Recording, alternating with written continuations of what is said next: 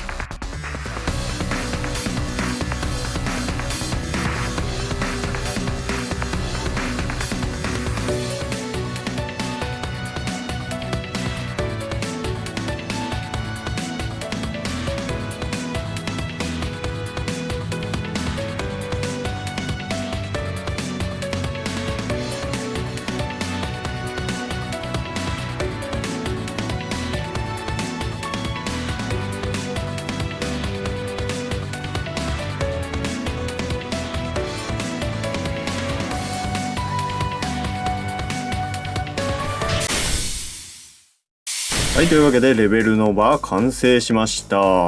本体はこんな感じですね。非常にマッシブな機体です。この広がった感じのね脚部もいいですね。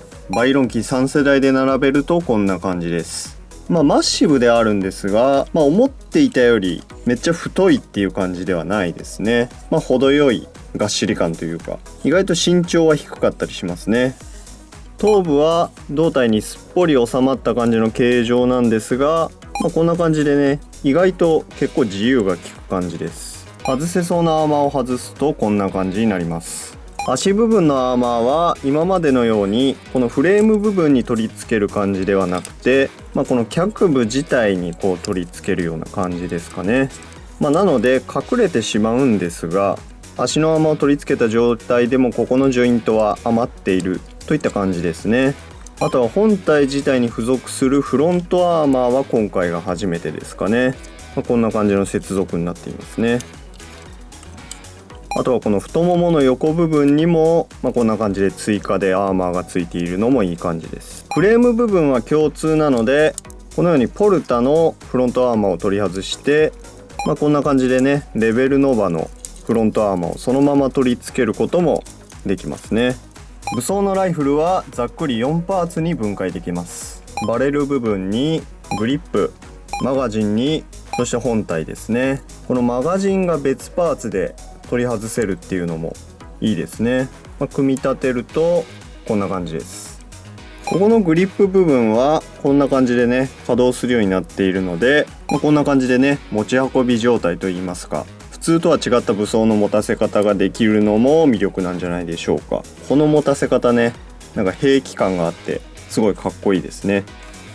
グリップがついているのでこのように武装を両手持ちさせることもできます。ライフルが結構迫力がありますね。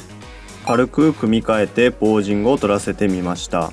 このキット自体でできる組み替えはそんなに多くはないとは思うんですが、この分解できるライフルとかね、唯一無二のこの太い足とかね、カスタマイズにいろいろ使えそうでいいですね。